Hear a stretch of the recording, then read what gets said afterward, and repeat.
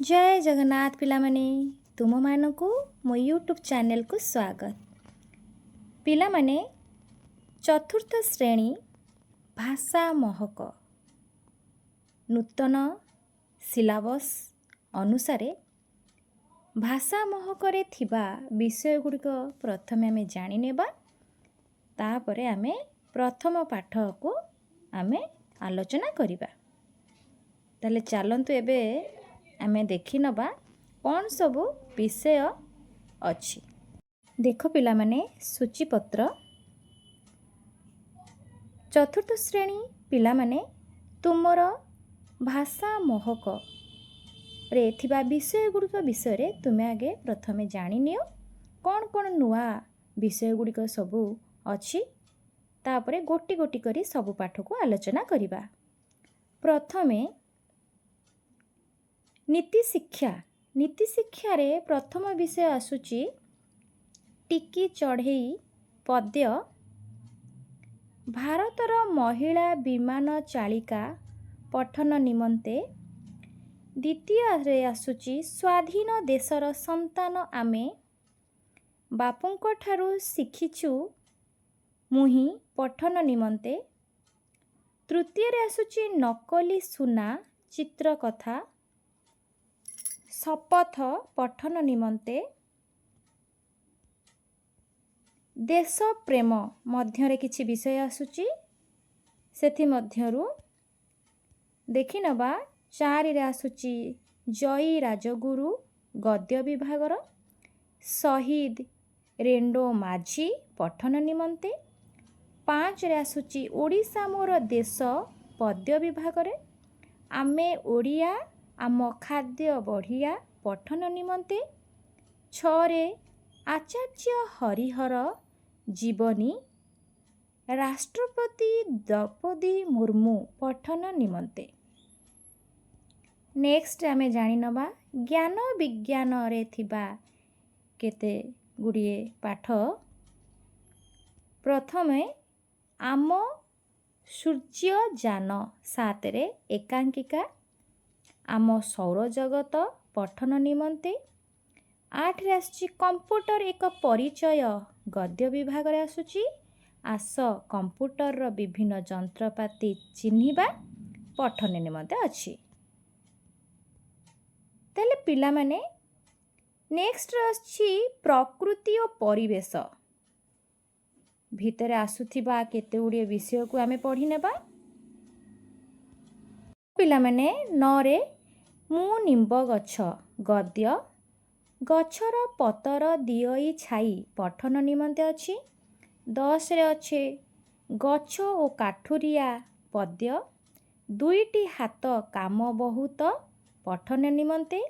11ରେ ଅଛି ନିବେଦନ ଶିଶୁ ନାଟକ ଆସ ଲଗାଇବା ଗଛ ପଠନ ନିମନ୍ତେ। ଆମ କଥାରେ ଆସୁଛି 12ରେ ବୋଇତ ବନ୍ଦାଣ ଓ ବାଲିଯାତ୍ରା ଗଦ୍ୟ ଆମ ପର୍ବପର୍ବାଣୀ ପଠନ ନିମନ୍ତେ। 13ରେ ଆସୁଛି କବାଡ଼ି ଖେଳର ମଜା ଗଦ୍ୟ ବିଭାଗ ଆସୁଛି। 10ରେ ଆବେଦନ ପତ୍ର। 14ରେ ଆସୁଛି ଦରଖାସ୍ତ ଲିଖନ। ତାହେଲେ ପିଲାମାନେ ଏହିଭଳି ଭାବରେ ଆମର ବିଷୟ ଗୁଡ଼ିକ ଅଛି ଭାଷା ମହକରେ। ଆମେ ଏବେ ନୀତିଶିକ୍ଷାର ପ୍ରଥମ ପାଠକୁ ଯିବା। ପ୍ରଥମ ପାଠ ଟିକି ଚଢ଼େଇ। ତାହେଲେ ପିଲାମାନେ ଏଇ ଟିକି ଚଢ଼େଇ ପଦ୍ୟ ବିଷୟଟିକୁ ଆମେ ଭଲ ଭାବରେ ବୁଝିନେବା। ତାପରେ ତାର ପ୍ରଶ୍ନ ଉତ୍ତର ଆଲୋଚନା କରିବା।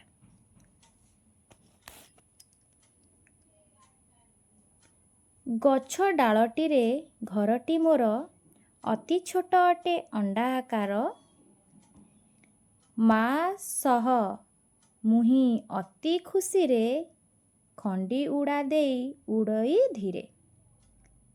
ତାହେଲେ ପିଲାମାନେ ଏଠି କବି ଗୋଟେ ଟିକି ଚଢ଼େଇ ବିଷୟରେ ବର୍ଣ୍ଣନା କରି କହିଛନ୍ତି। ସେଇ ଟିକି ଚଢ଼େଇଟି ଗଛ ଡାଳଟିରେ ଘରଟି ମୋର। ସେ କହୁଛି ଟିକି ଚଢ଼େଇ କହୁଛି ଟିକି ଅର୍ଥ ପିଲାମାନେ ଛୋଟ। ଟିକି ଅର୍ଥ ପିଲାମାନେ କ'ଣ? ଛୋଟ। ଛୋଟ ଚଢ଼େଇଟି ସେ କହୁଛି ଗଛ ଡାଳଟିରେ ଘରଟି ମୋର, ଗଛ ଡାଳରେ ମୋର ଘର। ଅର୍ଥାତ୍ ଗଛ ଡାଳରେ ସେ ବସା କରି ଅଛି। ଅତି ଛୋଟ ଅଟେ ଅଣ୍ଡା ଆକାର। ସେ ଯେଉଁ ବସାଟି କରିକି ରହିଛି, ଟିକି ଚଢ଼େଇ ଗଛ ଡାଳରେ ଯେଉଁ ବସା କରି ରହିଛି, ତାର ବସାଟି ହେଉଛି ଅତି ଛୋଟ ଅଟେ ଅଣ୍ଡା ଆକାର। ଅଣ୍ଡା ଯେମିତି ଛୋଟ, ଅଣ୍ଡା ସମ ତାର ବସାର ଆକାର ଛୋଟ। ମା ସହ ମୁହିଁ ଅତି ଖୁସିରେ, ଖଣ୍ଡି ଉଡ଼ା ଦେଇ ଉଡ଼ଇ ଧୀରେ। ମୁଁ ଯେତେବେଳେ ମୋ ମାଙ୍କ ସହିତ ରୁହେ, ମୁଁ ବହୁତ ଆନନ୍ଦ ଅନୁଭବ କରେ ଏବଂ ନିଜକୁ ସୁରକ୍ଷିତ ମନେ କରେ। ପିଲାମାନେ, ତୁମେ ଯେତେବେଳେ ଛୋଟ ହେଇଥିଲ, ମାଙ୍କ ପାଖରେ ରହିଲେ ବହୁତ ଆନନ୍ଦ ଅନୁଭବ କର। ତାଙ୍କ ସଂସ୍ପର୍ଶରେ ଆସିଲେ ତୁମକୁ ବହୁତ ଖୁସି ଲାଗେ ଏବଂ ତୁମେମାନେ ମାଙ୍କ କୋଳରେ ସୁରକ୍ଷିତ ମନେ କର। ଠିକ୍ ସେହିଭଳି ଟିକି ଚଢ଼େଇଟି କହୁଛି, ମୁଁ ଯେତେବେଳେ ମୋ ମା ପାଖରେ ଥାଏ, ମୁଁ ସେତେବେଳେ ବହୁତ ଖୁସି ଅନୁଭବ କରେ, ଅତି ଖୁସିରେ। ଖଣ୍ଡି ଉଡ଼ା ଦେଇ ଉଡ଼ଇ ଧୀରେ। ଏବଂ ଯେତେବେଳେ ଛୋଟ ଥାଏ ନା, ମୋର ପର ବହୁତ ଛୋଟ ଏବଂ ମୁଁ ସେତେବେଳେ ଉଡ଼ି ପାରିନଥାଏ, ଉଡ଼ା ଶିଖୁଥାଏ। ଯେମିତି ଆମେ ଛୋଟ ବେଳେ ପ୍ରଥମେ ଆମେ ଛୋଟ ଯେତେବେଳେ ହେଇଥାଉ, ପେଟେଇ ଥାଉ, ତାପରେ ଟିକେ ଟିକେ ଗୋଡ଼ ଉଠେଇ ଆଣ୍ଠାଉ, ତାପରେ ଗୁରୁଣ୍ଡୁ ଗୁରୁଣ୍ଡି ଆଣ୍ଠେଇ ଆଣ୍ଠେଇ ଚାଲୁ, ତାପରେ ଧୀରେ ଧୀରେ କାନ୍ଥ ଧରି ଠିଆ ହଉ। ସେଇ କାନ୍ଥ ଧରି ଠିଆ ହେବା ଭିତରେ 10 ଥର ପଡ଼ୁ ବି, ହଁ କି ନା? ତେଣୁକରି ଆମ ଛୋଟବେଳେ ଯେମିତି ଆମେ ଧୀରେ ଧୀରେ ଉଠୁ, ପଡ଼ୁ, ପୁଣି ଚାଲୁ, ପୁଣି କାନ୍ଥ ଧରି ଏମିତି ଧୀରେ ଧୀରେ ଉଠି ପଡ଼ି ଚାଲୁ, ଠିକ୍ ସେଇଭଳି ଟିକି ଚଢ଼େଇଟି କହୁଛି ଖଣ୍ଡି ଉଡ଼ା ଦେଇ, ମୋର ଡେରା ଛୋଟ, ମୁଁ ବହୁତ ଛୋଟ, ମୁଁ ଖଣ୍ଡି ଉଡ଼ା ଦେଇ ଉଡ଼ଇ ଧୀରେ। ମୁଁ ଧୀରେ ଧୀରେ ପଡ଼େ, ପୁଣି ଉଠେ, ଉଡ଼େ, ଏମିତି ଖଣ୍ଡି ଅଳ୍ପ ଅଳ୍ପ ଯେଉଁ ଉଡ଼ା ଦିଅନ୍ତି, ପୁରା କଣ୍ଟିନ୍ୟୁଅସଲି ଉଡ଼ା ନୁହେଁ, ମାନେ ପୁରା ଲଗାତାର ସେ ଉଡ଼ନ୍ତିନି। ଯେହେତୁ ଛୋଟ, ସେ ଶିଖିନଥାଏ ଉଡ଼ା, ଧୀରେ ଧୀରେ ସେ ଉଡ଼ିକି ପୁଣି ପଡ଼ିଯାଏ, ପୁଣି ଧୀରେ ଧୀରେ ଉଠିକି ପୁଣି ଉଡ଼େ, ଉଡ଼ଇ ଧୀରେ। ତାପରେ ନେକ୍ସଟ ଯିବା, ମା ଚାଲିଯାଏ ଆହାର ପାଇଁ। ମା ଚାଲିଯାଏ ଆହାର ପାଇଁ। ପିଲାମାନେ, ଆହାର କହିଲେ କ'ଣ? ଖାଦ୍ୟ ହେଲା। ଯେତେବେଳେ ମା ତାକୁ ଛାଡ଼ି ଦେଇକି ଆହାର ସଂଗ୍ରହ ପାଇଁ ବାହାରକୁ ଚାଲିଯାଏ। ଯେମିତି ପିଲାମାନେ, ଆମେ ଆମର ବାପା ମା ଯେତେବେଳେ ବାହାରେ କାମ କରିବାକୁ ଯାଆନ୍ତି, ପଇସା ରୋଜଗାର କରି ଆଣନ୍ତି, ଆମ ପାଇଁ ଖାଦ୍ୟ ନେଇକି ଆସନ୍ତି, ଠିକ୍ ସେଇଭଳି ଭାବରେ ଟିକି ଚଢ଼େଇ ବସାରେ ଥିଲାବେଳେ ତା ମା ଖାଦ୍ୟ ସଂଗ୍ରହ କରିବା ପାଇଁ ବାହାରକୁ ଚାଲିଯାଏ। ବସାଟି ଭିତରେ ବୁଲଇ ମୁହିଁ। ମା ଛାଡ଼ି ଚାଲିଯାଏ, ମୁଁ କ'ଣ କରେ? ବସା ଭିତରେ ବୁଲଇ ମୁହିଁ। ମୁଁ ତ କୁଆଡ଼କୁ ଯାଇପାରେ ନାହିଁ, ମୋର ଛୋଟ ଛୋଟ ଡେଣା, ମୁଁ ଉଡ଼ିପାରେନି ଭଲସେ, ଛୋଟଟି। ସେଥିପାଇଁ ମୁଁ ସେଇ ବସା ଭିତରେ, ମୋର ବସା ଯେଉଁ ଘର, ସେଇ ବସା ଭିତରେ ମୁଁ ବୁଲୁଥାଏ। ବାହାର ଦୁନିଆ ଦେଖି ତ ନାହିଁ, ବସାଟି ସଂସାର ମୋହରି ପାଇଁ। ମୁଁ ତ ଛୋଟ ନା। ଯେତେବେଳେ ପିଲାମାନେ ତୁମେ ଛୋଟ ହେଇଥାଅ, ତୁମେ କ'ଣ ବାହାରକୁ ଯାଇପାର କି? ସେଇ ବେଡ଼ ଉପରେ କେବଳ ସେଜରେ, ଛୋଟ ଯେଉଁ ସେଜ ଥାଏ ବା ଝୁଲଣ ଥାଏ, ସେଇ ଝୁଲଣରେ ଶୋଇଥିବ। ତାପରେ ପେଟାଅ, ଆଣ୍ଠାଅ, ଗୁରୁଣ୍ଡି ଗୁରୁଣ୍ଡି ଚାଲ, ସେଇ ଘର ଭିତରେ। ତୁମେ ଏତେ ବାହାର ଦୁନିଆ ସହିତ ତୁମର ଏତେ ଯିବା ନଥାଏ, ତୁମେ ସେଇ ଘର ଭିତରେ ହିଁ ଥାଅ। ଠିକ୍ ସେଇଭଳି ଭାବରେ ଛୋଟ ଚଢ଼େଇଟି ବାହାର ଦୁନିଆ ଦେଖି ତ ନାହିଁ, ସେ ବାହାର ଦୁନିଆ ଦେଖିନି। ଯେହେତୁ ଛୋଟ, ସେଇ ବସା ଭିତରେ ରହିଛି, ମା ତାକୁ ଖାଇବାକୁ ଦେଉଛି, ବାହାରକୁ ଯାଉଛି, ଖାଦ୍ୟ ସଂଗ୍ରହ କରି ଆଣି ଦେଉଛି, ସେ ତାର ଖାଇକି ସେଇ ବସାରେ ବୁଲୁଛି, ଆଉ କୁଆଡ଼କୁ ଯାଏନି। ତେଣୁ ବାହାର ଦୁନିଆ ସେ ଦେଖିବ କାହିଁକି? ଦେଖିନି, ଛୋଟ ଯେହେତୁ। ଯେହେତୁ ଉଡ଼ି ପାରୁନି, ତା ପର ଛୋଟ, ସେ ଉଡ଼ା ଶିଖିନି, ସେ ଛୋଟ, ସେଥିପାଇଁ ସେ ସେଇ ବସା ଭିତରେ ହିଁ ତାର ଦୁନିଆ, ବସାଟା ହିଁ ତାର ଦୁନିଆ। ସେ ବାହାର ଦୁନିଆକୁ ସେ ଦେଖିନି। ବସାଟି ସଂସାର ମୋହରି ପାଇଁ, ବସାଟା ତାର ବସା ହିଁ ତାର ସଂସାର। ଟୋଟାଲ ବିଶ୍ୱ ବା ପୃଥିବୀ ହେଉଛି ତାର ବସା। ଯେହେତୁ ସେ ଛୋଟ, ଉଡ଼ି ଜାଣିନି, ସେ ବାହାରକୁ ଯାଇନି, ସେ କେବଳ ସେଇ ବସା ଭିତରେ ତାର କ'ଣ କରିଛି ନା ତାର ବାସ କରି ରହିଛି ଏବଂ ସେଇ ବସାଟି ତାର ସଂସାର ବା ବିଶ୍ୱ। ତା ପାଇଁ ସଂସାର କହିଲେ ତାର ସବୁ କିଛି। ବଡ଼ ହୋଇ ଯେବେ ବାହାର ଦେଖେ, ବଡ଼ ହୋଇ ଯେବେ ବାହାର ଦେଖେ, ସବୁଜିମା ଭରା ମୋ ଚାରି ପାଖେ, ଭାବିଲି ବସାଟି ନିହାତି ଛୋଟ, ବାହାର ଦୁନିଆ କେଡ଼େ ବିରାଟ। ଯେତେବେଳେ ଟିକି ଚଢ଼େଇ ଧୀରେ ଧୀରେ ବଡ଼ ହେଉଛି, ସେତେବେଳେ ତାର ଡେଣା ଧୀରେ ଧୀରେ ବଡ଼ ହେଲା, ଉଡ଼ା ଶିଖିଲା, ମା ସହିତ ଉଡ଼ିକି ବାହାରକୁ ଗଲା।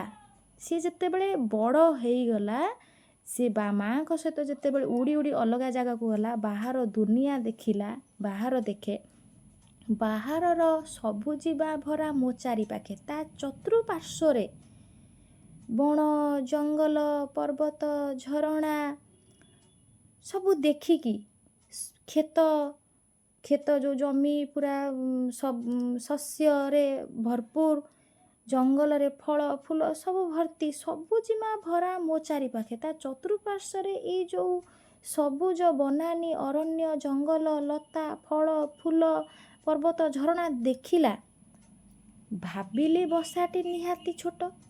ସେତେବେଳେ ସେ ନିଜେ ଚିନ୍ତା କଲା ଯେ ମୁଁ ଯେଉଁ ବସାରେ ରହୁଥିଲି ସେ କେତେ ଛୋଟ, ନିହାତି ଛୋଟ, ମାନେ କେତେ ଛୋଟ। ମୁଁ ଏବେ ସିନା ବଡ଼ ହେଇଗଲି, ଉଡ଼ା ଶିଖିଲି, ମୁଁ ଉଡ଼ିକି ବାହାରକୁ ଆସିଲା ବେଳକୁ ମୁଁ ଜାଣିପାରୁଛି ବାହାର ଦୁନିଆଟା କେତେ ବଡ଼, କିନ୍ତୁ ମୋ ବସାଟା ଏ ଦୁନିଆ ଠାରୁ କେତେ ଛୋଟ, କିଛି ବି ନୁହେଁ। ବାହାର ଦୁନିଆ କେଡ଼େ ବିରାଟ। ବିରାଟ କହିଲେ ପିଲାମାନେ କ'ଣ? ବଡ଼। ବିରାଟ କହିଲେ ବଡ଼। ଏ ଯେଉଁ ବାହାର ଦୁନିଆଟା କେତେ ବଡ଼। ମୁଁ ଯେଉଁ ବସାରେ ରହୁଥିଲି କେତେ ଛୋଟ। ଯେହେତୁ ସେ ବାହାର ଦୁନିଆ ସହିତ କିଛି ଦେଖିନଥିଲା, ତେଣୁ ତାକୁ ଲାଗୁଥିଲା କ'ଣ ସେଇ ବସାଟା ହିଁ ତାର ସଂସାର, ସବୁ କିଛି। କିନ୍ତୁ ଯେତେବେଳେ ସେ ବଡ଼ ହେଇକି ବାହାରକୁ ଆସିଲା, ସେ ଦେଖୁଛି ବାହାରର ସବୁ କିଛି, ସେତେବେଳେ ସେ କହୁଛି ବସାଟା ନିହାତି ଛୋଟ ଥିଲା, ବାହାର ଦୁନିଆ କେତେ ବିରାଟ, ମାନେ ବଡ଼। ଚିନ୍ତା କରୁଛି। ତାପରେ ଯିବା ନେକ୍ସଟ। ପୁଣି ଦିନେ ମୁହିଁ ବସାରୁ ଆସି ଗଛରେ ବସି ମୁଁ ହୋଇଲି ଖୁସି, ଭାବିଲି ଦୁନିଆ କେଡ଼େ ସୁନ୍ଦର, ଫୁଲ ଫଳେ ହସେ ସାରା ସଂସାର। ଟିକି ଚଢ଼େଇ ପୁଣି ଦିନେ ମୁହିଁ ବସାରୁ ଆସି ଗଛରେ ବସି ମୁଁ ହୋଇଲି ଖୁସି, ମାନେ ଯେତେବେଳେ ଟିକେ ବଡ଼ ହେଇଯାଇଛି, ସେ ତା ବସାରୁ ବାହାରି ଆସିକି ଉଡ଼ିକି ଆସି ଗଛ ଡାଳରେ ବସିକି ବହୁତ ଖୁସି ଅନୁଭବ କରୁଛି। ବହୁତ ଖୁସି, ବହୁତ, ମାନେ ଗଛରେ ବସି ମୁଁ ହୋଇଲି ଖୁସି, ବହୁତ ଖୁସି ହେଲି।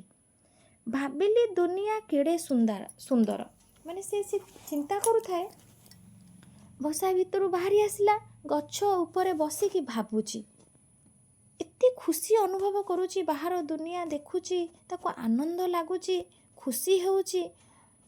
ଭାବିଲି ଦୁନିଆ କେଡ଼େ ସୁନ୍ଦର, ସେ ଭାବୁଛି ଏ ଦୁନିଆଟା କେଡ଼େ ସୁନ୍ଦର, ଏ ବିଶ୍ୱ, ଏ ପୃଥିବୀ କେତେ ସୁନ୍ଦର, ଫୁଲ ଫଳେ ହସେ ସାରା ସଂସାର। ଚତୁଃପାର୍ଶ୍ୱରେ ସବୁଜିମା କ୍ଷେତ, ଜଙ୍ଗଲ, ବଣ, ଫୁଲ ଫଳରେ ଭରି ଯାଇଛି ଏ ସାରା ସଂସାର। ଏ ସାରା ସଂସାରରେ ଫୁଲ ଫଳ, ବିଭିନ୍ନ ପ୍ରକାରର ଫୁଲ ଫୁଟିଛି, ବିଭିନ୍ନ ପ୍ରକାରର ଫଳ ହୋଇଛି ଏବଂ କ୍ଷେତରେ ବିଭିନ୍ନ ପ୍ରକାର ଶସ୍ୟ ଭରପୁର ଫୁଟି ଉଠିଛି। ଏଇସବୁ ଦେଖି ତାକୁ ବହୁତ ଖୁସି ଲାଗୁଛି, କହୁଛି ଦୁନିଆଟା କେତେ ତାକୁ ବଡ଼ ଲାଗୁଛି। ପିଲାମାନେ ଫୁଲ ଗୁଡ଼ିକ ଜାଣିଥିବ, ବହୁତ ଗୁଡ଼ିଏ ଫୁଲ ଫୁଟୁଛି, ଯେମିତି ତୁମ ବାଡ଼ିମାନଙ୍କରେ ଫୁଟୁଥିବ, ବାଡ଼ିରେ ଫୁଲ ଗୁଡ଼ିକ ମନ୍ଦାର ହେଲା, ଟଗର ହେଲା, ଗୋଲାପ ହେଲା, ଯେଉଁ ହେନା, ଗେଣ୍ଡୁ, ସେବତୀ, ଏସବୁ ବହୁତ ମଲ୍ଲି, ଚମ୍ପା, ବହୁତ ଫୁଲ ଫୁଟୁଛି। ଫଳ ତ ବିଭିନ୍ନ ପ୍ରକାର ଫଳ ଅଛି। ଏଇସବୁ ଦେଖିକି ତାକୁ ବହୁତ ଖୁସି ଲାଗୁଛି, କାରଣ ସେ ବସାରେ ରହିଥିଲା ନା, ସେ କିଛି ଦେଖିପାରୁନଥିଲା, ବାହାର ଦୁନିଆର କିଛି ବି ସେ ଦେଖିପାରୁନଥିଲା। ଯେତେବେଳେ ଦେଖୁଛି ତାକୁ ବହୁତ ଆନନ୍ଦ ଅନୁଭବ ହେଉଛି।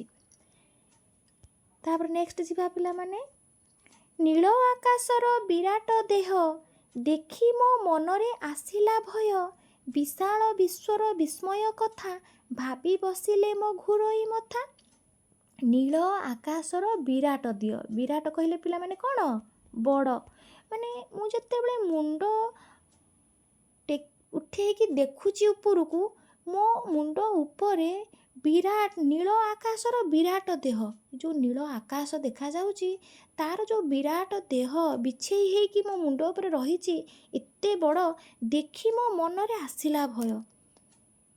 ମୁଁ ବସାରେ ଯେତେବେଳେ ଥିଲି କିଛି ଜାଣିପାରୁନଥିଲି, ଯେତେବେଳେ ବାହାରକୁ ଆସି ଦେଖୁଛି, ମୁଣ୍ଡକୁ ଟେକି ଦେଖିଲା ବେଳକୁ ମୋ ମୁଣ୍ଡ ଉପରେ ନୀଳ ଆକାଶର ବିରାଟ ଦେହ, ଏତେ ବଡ଼ ଦେହ, ମାନେ ମୁଁ ଆଖି ପାଉନି, ଦୂର ଦୂର ପର୍ଯ୍ୟନ୍ତ ଆକାଶର ନୀଳ ଆକାଶ କ'ଣ ହେଇଛି ନା ପ୍ରସାରିତ ହେଇକି ରହିଛି, ବିଛେଇ ହୋଇକି ରହିଛି। ମୋତେ ଦେଖିଲେ ମୋ ମନରେ ଭୟ ଆସୁଛି, ଏତେ ବଡ଼ ଆକାଶ, ବିଶାଳ ବିଶ୍ୱର ବିସ୍ମୟ କଥା। ବିଶାଳ, ବିଶାଳ କହିଲେ କ'ଣ? ବହୁତ ବଡ଼, ବିଶାଳ। ବିଶ୍ୱ, ବିଶ୍ୱ କହିଲେ ପୃଥିବୀ, ବୁଝିହେଉଛି ନାଇଁ? ପୃଥିବୀ, ବିସ୍ମୟ କଥା, ବିସ୍ମୟ କହିଲେ କ'ଣ? ଆଶ୍ଚର୍ଯ୍ୟ, ବୁଝିହେଉଛି ନାଇଁ? ତେଣୁ ଏଇ ଯେଉଁ ବହୁତ ବଡ଼ ଏଇ ଯେଉଁ ପୃଥିବୀ, ବିଶ୍ୱ, ପୃଥିବୀର ଏ ଯେଉଁ ଆଶ୍ଚର୍ଯ୍ୟ କଥା, ଏସବୁ ଯେଉଁ ରହିଛି, ଯେମିତି ଚାରିଆଡ଼େ ସବୁଜିମା ଭରି ରହିଛି, ଆକାଶ, ମୁଣ୍ଡ ଉପରେ ନୀଳ ଆକାଶ, ବିରାଟ ଦେହ, ତାର କାୟା ବିସ୍ତାର କରି ରହିଛି, ଏସବୁ ଯେଉଁ ବିସ୍ମୟ କଥା ଦେଖିଲେ ମୋତେ ବହୁତ ଆଶ୍ଚର୍ଯ୍ୟ ଲାଗୁଛି। ମୋତେ ବିଶାଳ ବିଶ୍ୱର ବିସ୍ମୟ କଥା ଗୁଡ଼ିକ ଦେଖିକି ମୋତେ ବହୁତ ଆଶ୍ଚର୍ଯ୍ୟ ଲାଗୁଛି। ଭାବି ବସିଲେ ମୋ ଘୁରୋଇ ମଥା, ମୁଁ ଯେତେବେଳେ ବସିକି ଭାବୁଛି ଏଇସବୁ କଥା, କେତେ କଥା ଅଛି, ମୁଁ କିଛି ଜାଣିପାରୁନଥିଲି, ଛୋଟ ଥିଲି କିଛି ଜାଣିପାରୁନଥିଲି, ବାହାରକୁ ଆସିଲେ କେତେ ସୁନ୍ଦର ଏ ପୃଥିବୀ, ସାରା ସଂସାର, ଯେତେବେଳେ ବସିକି ଭାବୁଛି ମୋ ମୁଣ୍ଡ, ମୋ ମଥା ଘୁରେଇ ପକାଉଛି। ନେକ୍ସଟ ଯିବା ପିଲାମାନେ।